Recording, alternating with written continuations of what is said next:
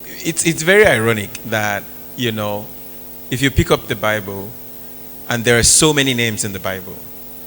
You will have John that was translated to Johannu. You will have, all of them. Andrew, Anderu, Peteru. There is a way you can still connect the original name to the Yoruba translation. And the only one that for some reason we didn't move from Satan to Satani or devil to devuli. I don't know. Devuli, and we just switched to Esu. I find it very exciting that, you see, psychoanalysts don't believe in slip of tongue. For me, that's not a slip of tongue. In my opinion, personal to me, it is part of the mischief of Esu itself. Esu is the only deity that found itself as it is in the Bible and in the Quran, in the translation into Yoruba. The others couldn't find themselves into it. So I want to actually use that as a way to, because the Yoruba philosophy is very much about crossroads, about meeting, about openness.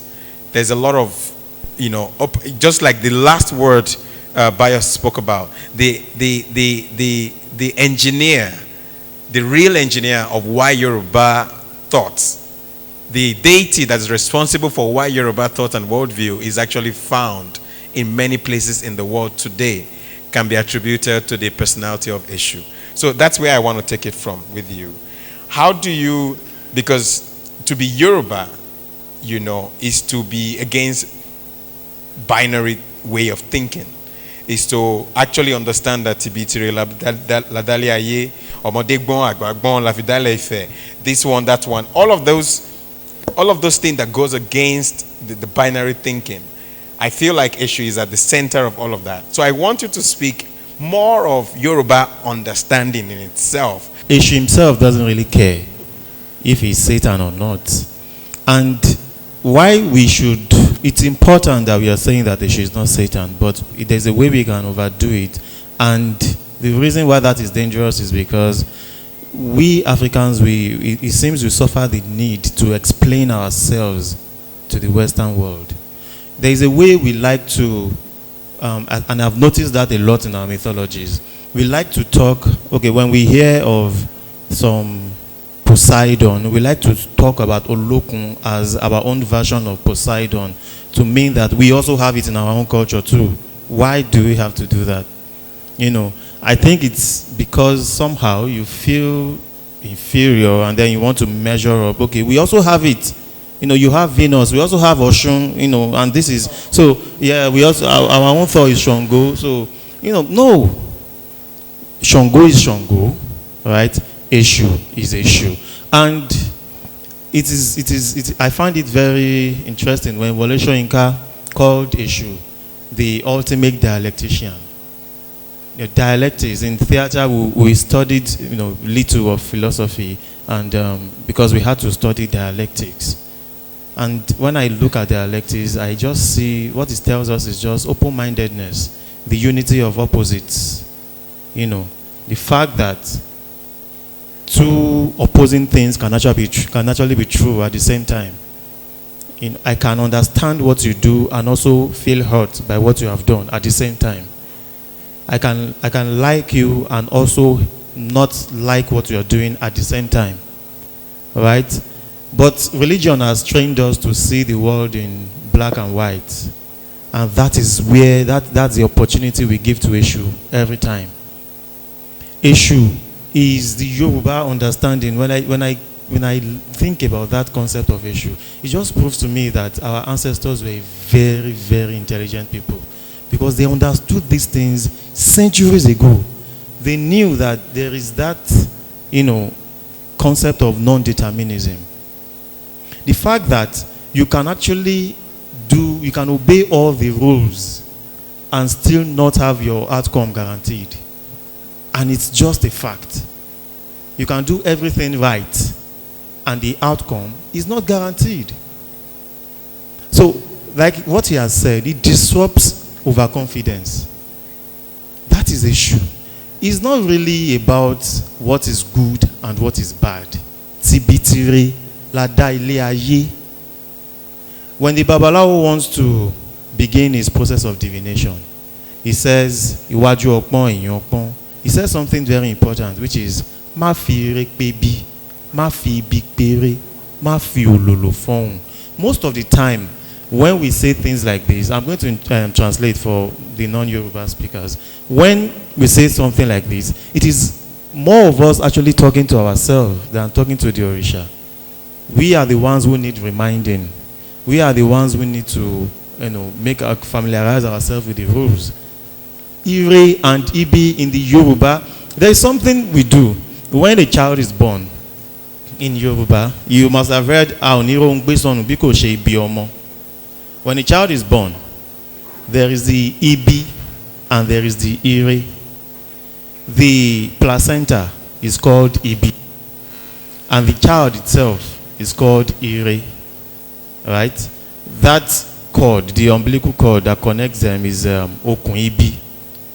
Now, in that sense that we have used Ire and Ibi, because we use in our daily parlance, Ibi is evil, Ire is good, which can be correct too, contextually. But in that sense of the placenta being Ibi and the child being Ire, does it mean the placenta is evil? Is the placenta evil? Without it, you wouldn't have survived in the womb. You wouldn't have existed. But we call it Ibi. Right? Ma fi big pere, ma fi ire pe Ibi. Ibi and Ire is not always about good and bad. It's just opposing, just the negative and the positive, which we find in physics, electricity, and all of these things. It is neither good nor bad. It's just two opposing things existing truthfully at the same time. Right? Eshu, if you go over there and you look at some of the statues of Eshu we have here, you see that it's got a face in the front and one at the back. Our ancestors came up with all of these things centuries ago to communicate these messages to us.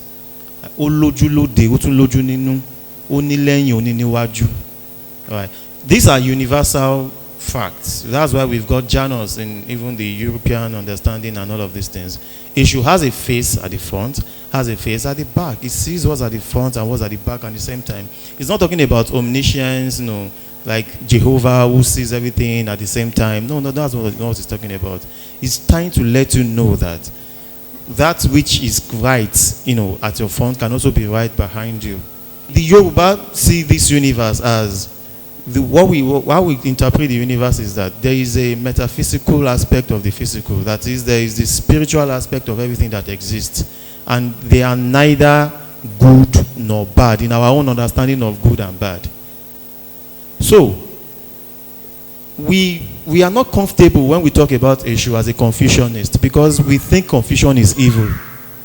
But everything organized actually came from Confucian. Without Confucian, there wouldn't have been an organization because organization is solution to confusion. So, if you want to grow, you must experience. There must be a stage in your life where you actually are confused. It is necessary for that new you to emerge. You've got to be confused. You have to experience your crossroads. If you have never had to choose between evils or if you have never been in a situation of dilemma where you have to choose, you've never grown. All right. So when you get to a crossroad, you see, let's say Orita Meta, for example, one leads here, the other leads here and there. Where do you go to? You have to choose. And that is the symbol of Eshu. The fact that you always have to make choices in life. You always have opportunities in front of you.